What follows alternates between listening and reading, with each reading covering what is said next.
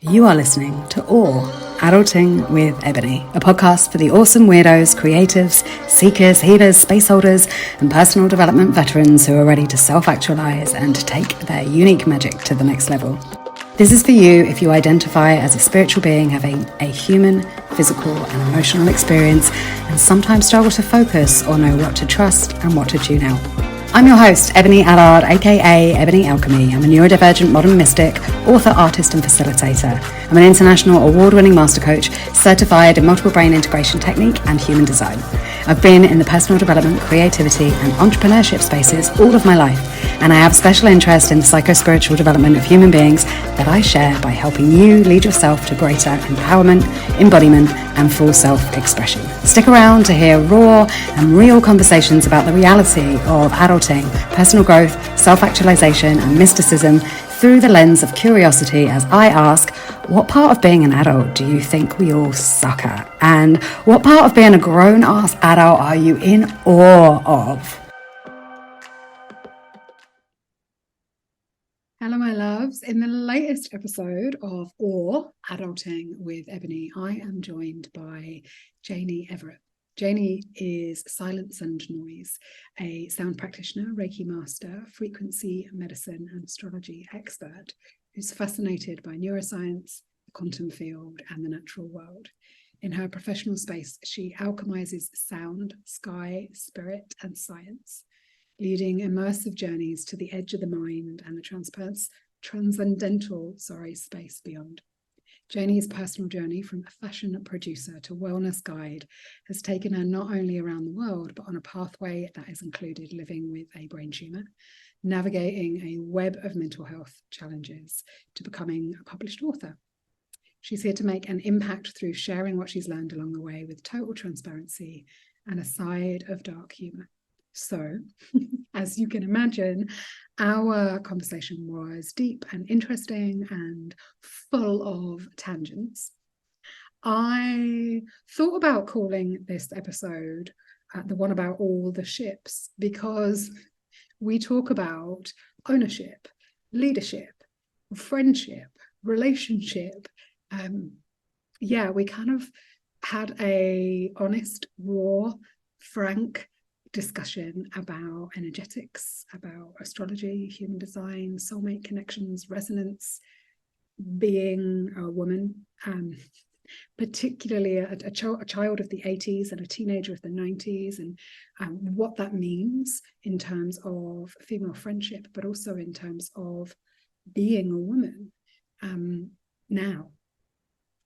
And I could go on and on and on, but I think what I'm going to do is just let you watch or listen, depending if you are where you're listening or where you're getting this in your ears. It was such an important conversation for me, and I know that there are so many of you out there that this will touch and that you will resonate with and get so much from.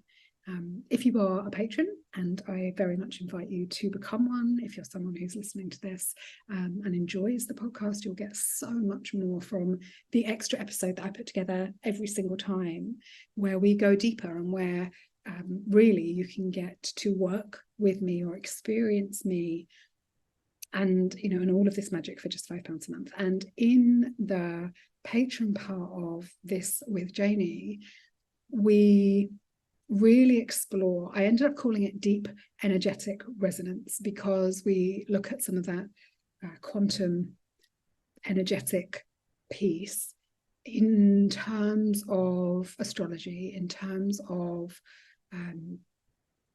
the archetypes of the moon in the 12th house, Sagittarius, Gemini, the thinker or the philosopher. So if you are any of those things, you will get a lot of it from it. And if you're someone who is just deeply into this whole conversation and want to hear us carrying on, really geeking out on the stuff that our kind of, I guess, shared specialist interest into people and the intersection between science and the esoteric, then you will really, really love this week's Patron part. So without further ado, here you go. Janie, I am so excited to have this conversation, and part of me loves it when I'm really excited to have a conversation. And part of me gets a bit worried that I'm going to go off on a tangent like an excited puppy and that it will not be fun for everybody else. Thank you so much for coming and having this convo with me. Thank you so much for having me. And I'm the same. I feel like we are going to be on tangents all evening and it's going to be a long one. But yeah, I love having exciting conversations about all the things we know we have in common and that we love to talk about. When we in fact, when we first met, it was in Cornwall, it was in a field. We met because my love mutual friend Megan was like, oh, you must come and meet Janie. And you know that moment when you meet people and you're like, oh, I don't know whether you're a student or a teacher or a guru or a lover. Like, it's just, there's some instant recognition when you meet someone. I totally had that for you sitting in a field. It's like, oh, I know you, but I don't.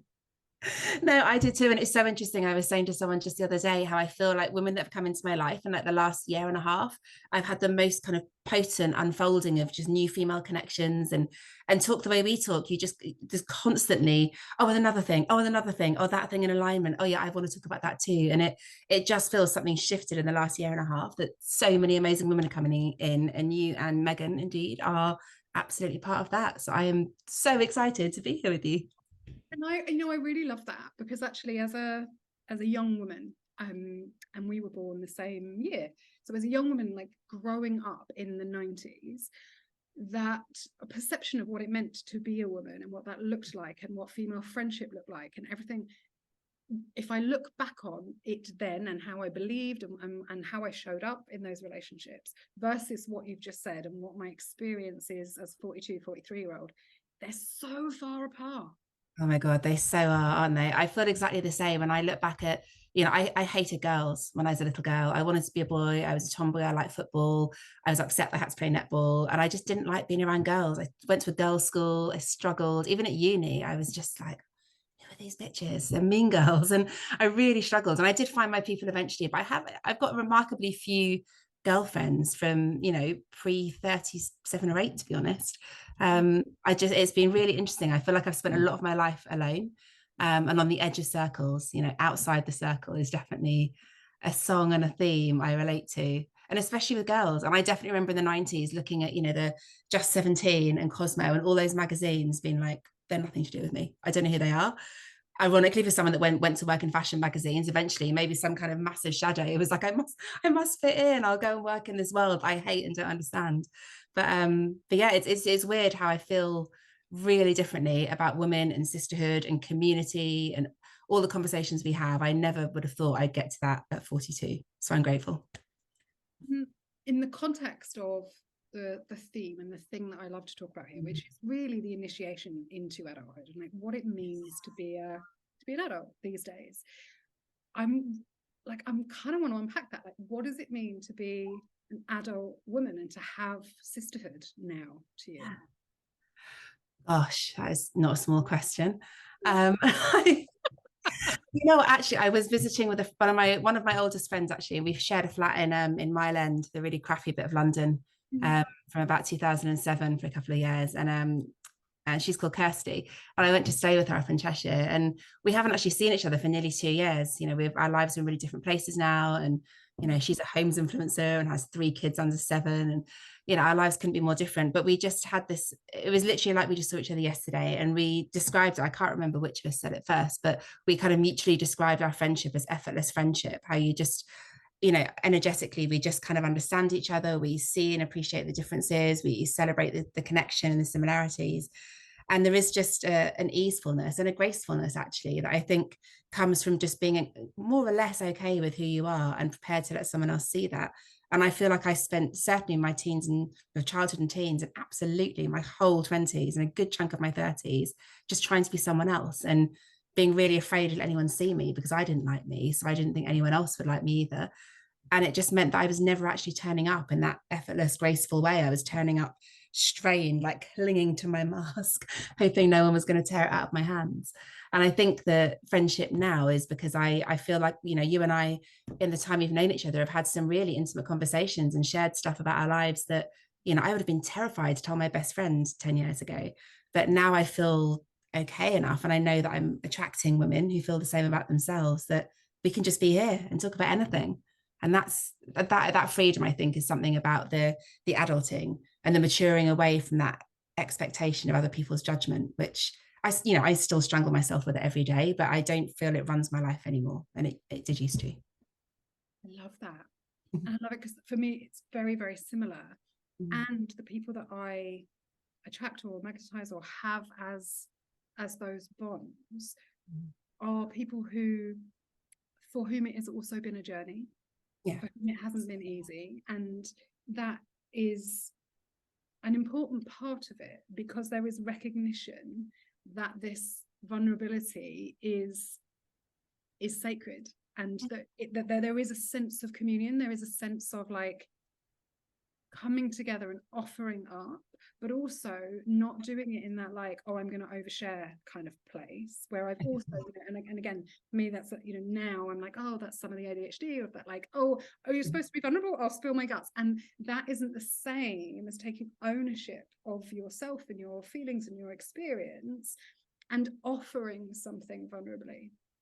Yeah, absolutely. And I feel completely the same. I think I used to definitely hide behind that kind of, or put the vulnerability behind a shield and over explain. Actually, it's a thing therapists and I talk about all the time, the over explaining, the like, and I definitely, it's interesting, I didn't relate at all to ADHD until quite recently. And now I'm like, oh, okay, cool. I should totally have clocked that at least 30 years ago. And it's really interesting how that shield has just always been there. And actually now I feel like I don't need to over explain. And sometimes I catch myself doing it. And that's when I notice that I'm in the most discomfort. I see myself do it on social media now and again, and I'll share something and be like, shit, why have I put that out there? How then the next post will be explaining my explaining. And then I just stop writing things for a minute. Like just step back from the phone and stop writing things.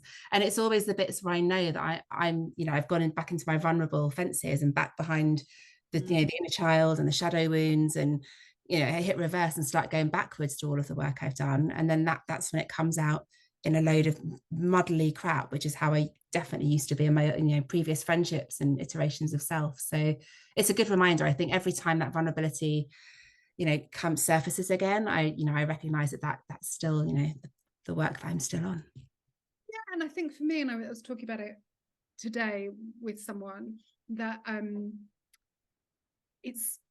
I actually want to model that it is okay to make mistakes, to overshare, to retract information, to get shit wrong. And part of that has been my journey with being a 5-2, right? And like the 5 piece of being a savior, wanting to be the hero. So much of my mask and this armor that I used to wear was like, no, I am the parent. No, I am the hero. No, like, I don't mind me. Like, I don't get hurt. I am here to save you. And so the rescue. The whole thing for me to really step into, I can lead and be 100% in sovereignty, in leadership, in maturity, in adulthood, and fuck up sometimes. Like, we've got to see leaders doing that. Otherwise we were expecting them to not be human. Otherwise we're like there is still that separation, and we're never going to get to a place of inner leadership. I love that you said that, because that's I'm a 6-2, so I know we're really close with both our astrology and our human design.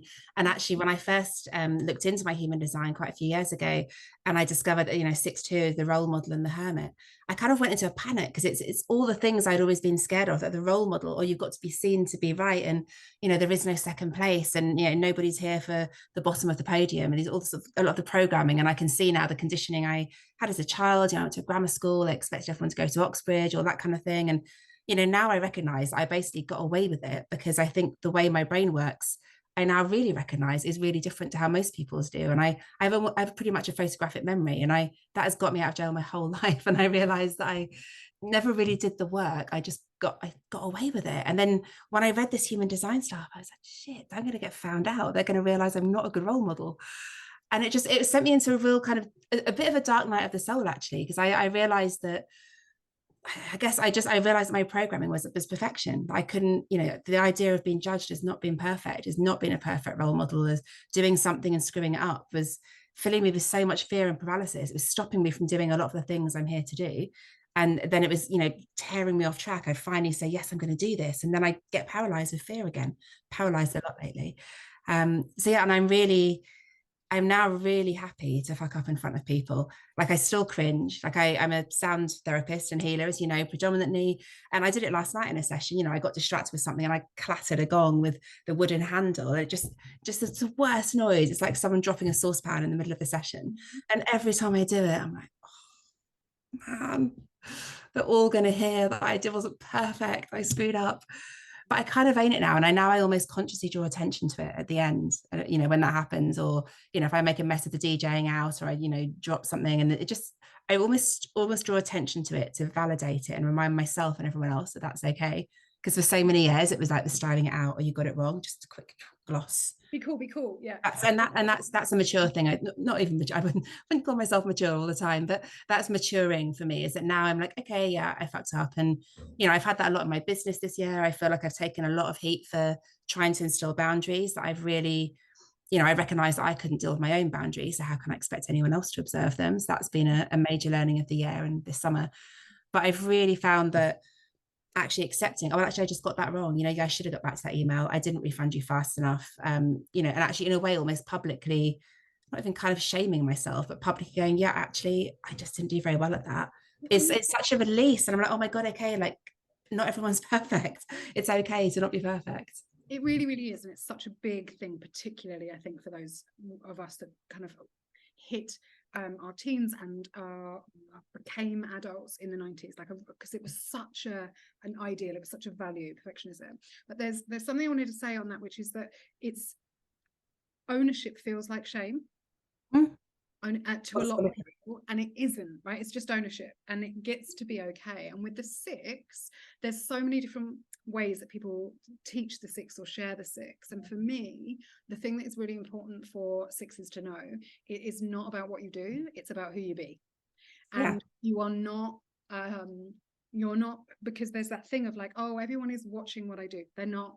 Yeah. Okay. And it's not about you. It's, I call it the influencer rather than role model, because you are it's you're from an embodied place, influencing those around you and having an impact on those around you with who you be, whether you want to or not. Yeah. And so the point is integrity, not perfection.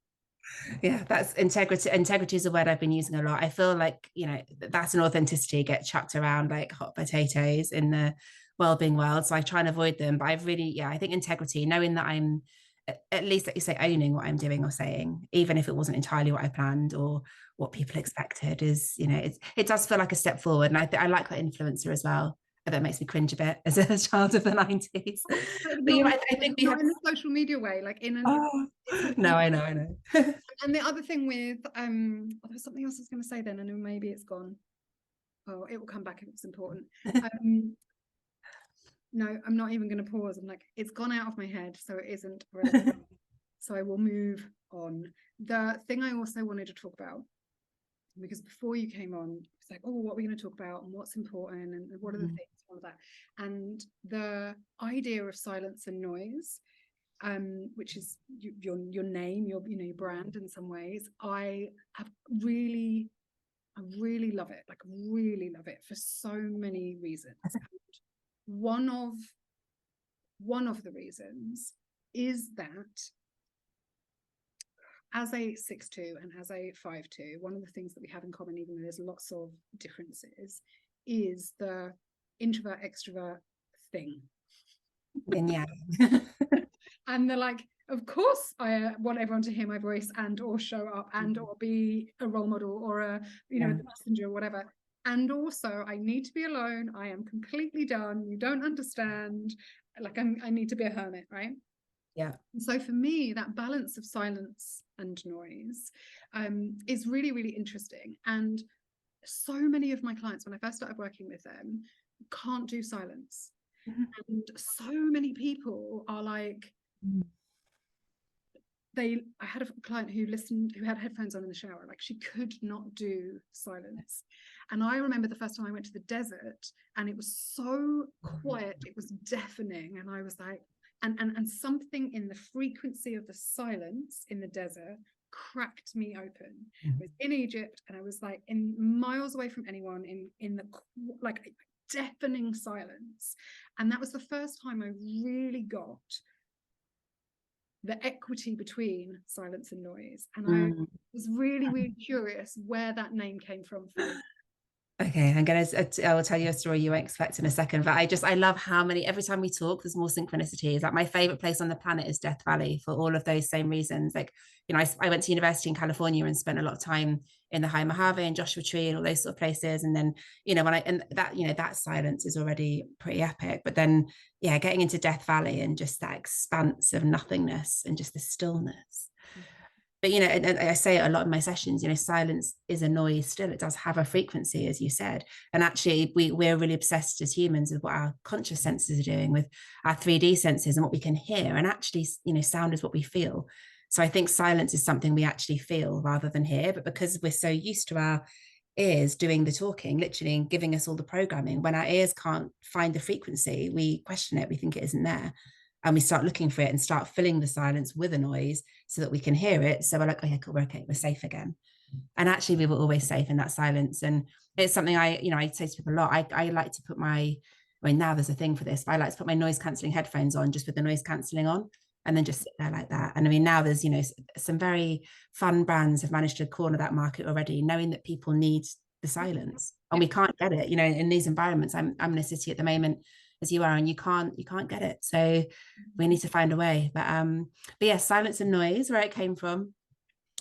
Actually, I'd been playing with names for ages because there's so many, in my view, just an opinion, really crusty, you know, old school hippie sound brands out there. And I really wanted mine to do something different. And I wanted it to look different and feel different because it is. And actually the way I play and what I develop and offer. And at the time I didn't know that because I was still early on with the business, but I knew it was going to be something different. And it was that, exactly as you say, that balance of yin and yang. And just like you, people always think I'm really outgoing, life and soul, chatty, good at presenting, good at public speaking, you know, the loud one in my family. But actually, I'm literally so introverted. I can never remember the Myers-Briggs type, but I'm the one that's like the extroverted introvert. And it's and I really like that. I've always liked that about myself. It's maybe the bit of me the one that I have always understood, you know, that need to know when to retreat. And actually for me, that's what sound healing and sound therapy and vibroacoustics is. You know, actually you get kind of like in the eye of a storm, you have to get to such a loud place before you can really feel the polarity. And I love that experience. You know, in sound, sometimes I get really big and loud and crashy, and I sort of know that's the bit where people are in the deepest, most still trance. And for whatever reason, I just really get off on that. I really like that binary nature of the world, and I've always found it easy to see the world in those sort of two pieces. So but where it actually came from, it was actually ironically, I don't know if I've ever told you this, my original brand was called Soul Alchemy. And alchemy is a word that's been in nearly all my businesses for over a decade. When I still was a fashion producer, I had creative alchemy. It's kind of found its way through yoga teaching and everything else. But I kind of felt I wanted to drop alchemy at some point, which is odd because now I want to bring it back. But and I was towards the end of my career in fashion, I was on a job in Miami, and I had run out of clothes, and I'd gone to Urban Outfitters that day and just scooped up a few things because it was like I just had packed for the wrong temperature. And I was that evening, I went to put on this jumpsuit that I had bought, and it said silence and noise in the label. And I'm probably never going to be able to trademark it because of that. I need to try. However, and I've still got that jumpsuit, and weirdly, it's the one I'm wearing, and most of the pictures on my website. And it was just bizarre. It just struck me, and I was like, oh, that's quite catchy, and it's exactly what I wanted to say, which is, you know, I've been playing around with stillness and silence and that kind of thing, and it just, I like noise because noise doesn't sound like it should sound beautiful or engaging. Like noise seems like a thing we would move away from. Like I always think about, you know, noise pollution. You know, and when you think about that, you think about Boeing 747s and just noises that don't seem pleasant. And actually every noise is a sound and is beautiful. And so yeah, I quite liked that. To me, it felt challenging, and that's why I went for it. You know, I was triggered by the label in my jumpsuit, but that was why I went for it, because I like that. You know, I think lots of well-being is all very kind of fluffy, and you know, my personal hated word in sound is nourishing sound bath. I'm like, I hate it. It makes me so angry. Like nourishing, rejuvenating, relaxing. I'm like, no, it's noisy and it's going to be uncomfortable because this shit isn't easy. The point is you have to be quite uncomfortable for change to happen and for transformation to occur. And that, to me, noise embodied that. I really, really love that. I love it for so many reasons, because it's you were embodying your manifesting generator, you were responding to something. Like there's so much about that was just in alignment of like thinking right. And it is that piece that when I did my yoga teacher training, I really specialized in yoga nidra, and I've always loved sound therapy and sound alchemy, sound healing, because it is resonance, not and the more I learn about my neurodivergence and the more I allow myself to tune into my senses and mine and how they work for me rather than what the world tells me, the more I understand how kinesthetic I am. And one of the reasons why I live in a country where I don't speak the language on purpose, and everyone always says, learn, I'm like, nope, because it gives me that silence and noise, right? Like I can switch off, I can tune out a frequency, which I cannot do when everyone is talking English all of the time. And so it's that beautiful piece of being able to play with that. And also the discord piece is, you know, it can be, like you said, it can be like almost painful, and then it stops and you're like, oh, and the relief in your body and in our cells as they expel, which is what is no longer needed, is so visceral and so powerful. But I think you need that discord, and to me it's that kind of slight like pleasure pain, like sort of BDSM vibe. You're like, you need to kind of be at the edge of something to really decide whether you're really there for it or not. And I've always been sort of an on the edges kind of person in all the ways, and I think that's how I ended up with Silence and Noise as a brand, as a business. You know, it kind of, I am it, and it is me. We sort of embody each other, and I've recognized actually that polarity is an expression for myself. And you know, I it's interesting, I'd never identified as neurodivergent, and actually I've been around it a lot, around various different expressions of neurodivergence, and I've worked a lot with my business with sound. And it's only quite recently I've really noticed, particularly when, you know, doing a lot of work in the ADHD community, I've really noticed in myself all the things you just said. Like, it's one of the reasons I think we also share. Like, I don't really like to be in the UK. I choose to be in other places. I like myself being a bit out of context, a little bit disrupted, a little bit not confused, but like I really have to kind of, you know, I live in India a lot of the year now, and I have to, you know, as most people know, like when you get to India from the West, it's very confronting. You know, you really have to adjust everything, you know, your senses, your emotions, your energy, your expectations. And I really like that it's not easy. I like that challenge, and really, like, you know, coming up against something and having to be like, I really do want to be here, and I really know it's for me, and it's going to give me some juice and some magic, but I'm going to have to just get a little bit more uncomfortable before the good stuff comes. And for me, that's what sound is all about, which is why when I see nourishing, restful sound baths, I'm like, oh, listen, it's a spectrum. I don't want to be here for that. A whole load of, you know, stuff I wouldn't do anymore. Like, it's a whole spectrum. That is so cool, and I love that you just shared that, because it, like, the whole way through I've been like, I don't know what we're going to talk about in the Patron part, and now I've been yes, now I do. So as I slowly kind of pull this conversation towards its end, there's a theme in there for me around we are sold comfort, right? Like, and one of the things I have really noticed, like, I didn't get my diagnosis, I didn't have any awareness. Like, I've worked with misfits forever, but I had no idea after hundreds of my clients got diagnosed, or their kids did, and then they went on this journey. It never even occurred to me that I might be. Like, it just didn't until last year, so it was a year ago.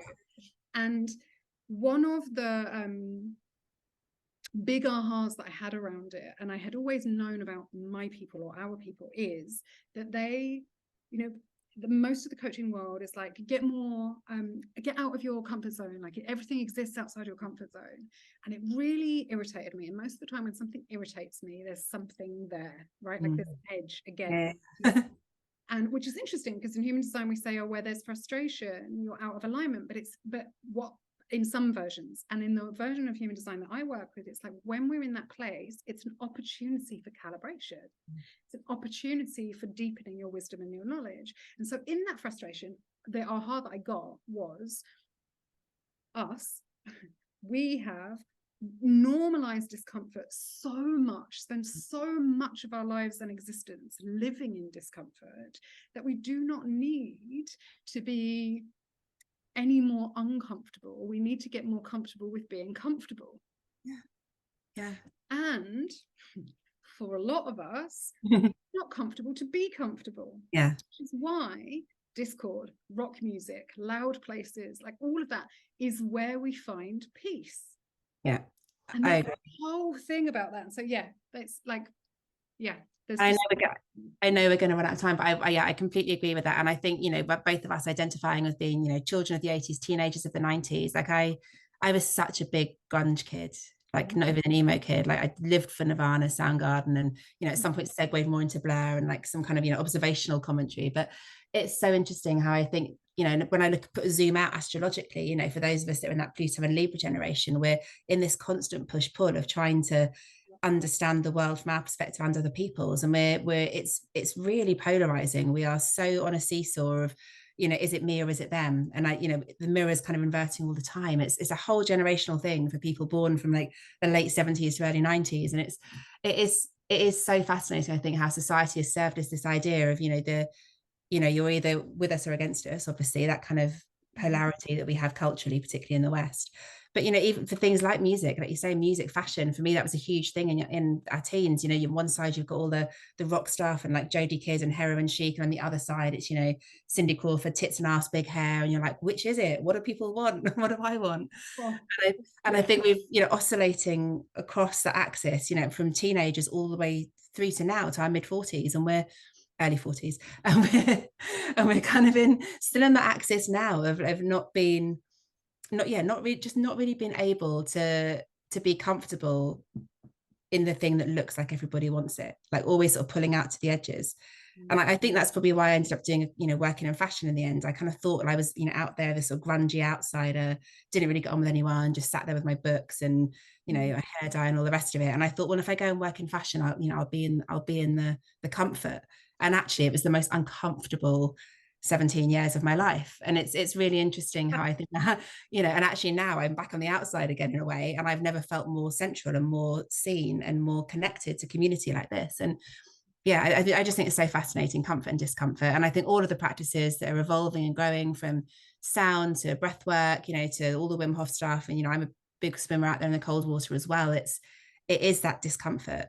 Like the girls I used to swim with in Cornwall, I don't live there anymore, as you know, but we used to swim during the lockdowns. We'd swim every day. And I really remember we were in the harbour in Newquay, and it was fucking freezing. It was about 4 degrees. The water was like ice. It was hailing. And the three of us were stood there on the harbour, you know, tripping over fish bones, being like, and we had this mantra, we can do hard things. And that's what I did with mine. And that was what we just kept saying it. We were like, we're going to make ourselves uncomfortable to do this. And when we came out, as any cold water swimmer or Wim Hof will tell you, you never regret it, because you're now so comfortable when you're back out that you can do anything. And yeah, I love that balance. That journey for me was about developing my relationship with myself, learning to trust myself. And I would have this thing where I would use that mantra as I stepped into the cold water, you know, all the way through December every day, of like, I can do hard things, I can do hard things. But also I would have this like conversation with my inner little one and be like, babe, if you want to, like, we can leave anytime. We're going to try. And if you want to leave, we would go. And I remember this conversation where this little voice inside me went, you always say that and we never leave. And I was like, you want to go? Like, we can leave right now. And she'd be like, yes. And so I got out of the water. And it was a moment where like I unlocked deeper self-trust within myself, because that old version in me was like, oh, you've got me. I'm like, yeah, I have got you. Like, I'm not going to be tougher. I'm like, sure, we'll leave. Yeah.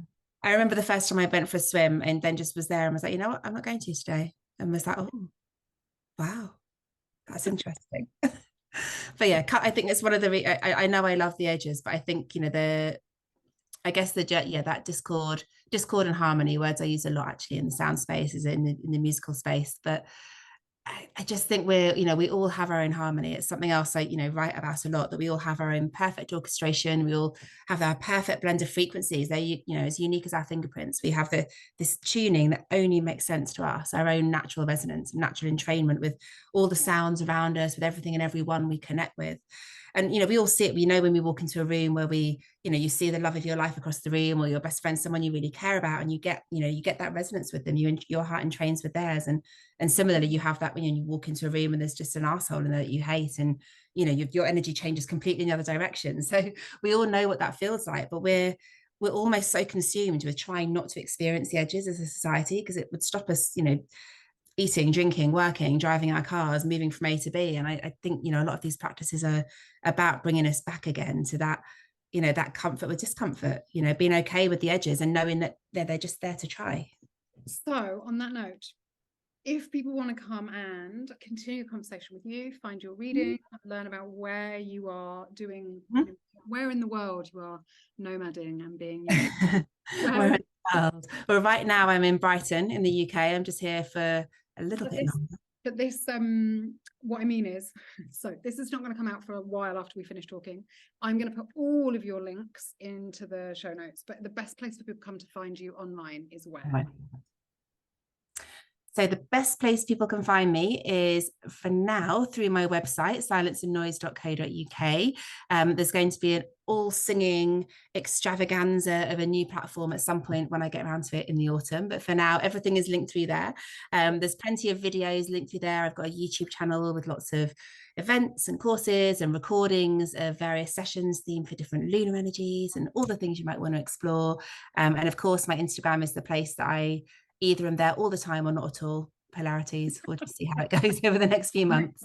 So I will, like I said, all your links will be there. It'll be really easy for people to find you through the show notes. And when that platform changes, I will also update it and make sure that that is relevant here.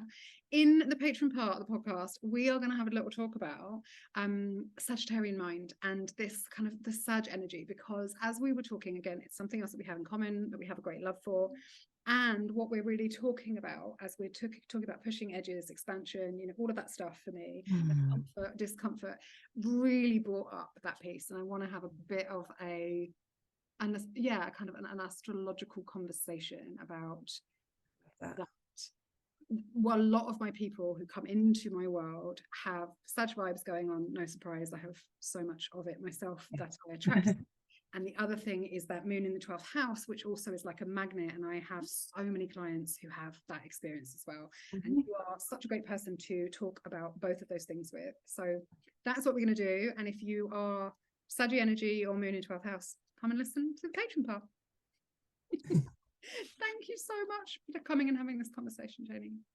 Thank you so much. Well, I feel like we could literally talk all day, all week. So exciting. Thank you for having me.